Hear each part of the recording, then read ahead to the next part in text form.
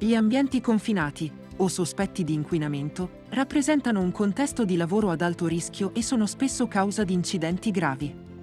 Il decreto del Presidente della Repubblica 177 del 14 settembre 2011 pone particolare attenzione alla qualificazione delle imprese e alla valutazione preventiva dei rischi per garantire la sicurezza di chi opera in questi siti. Il corso, addetti ad attività in spazi confinati o ambienti sospetti di inquinamento, teoria e pratica, organizzato da Vega Formazione, della durata di 8 ore, approfondisce la normativa di riferimento e fornisce le competenze tecniche per lavorare in sicurezza. Il programma include anche una prova pratica all'interno del nostro Safety Training Center.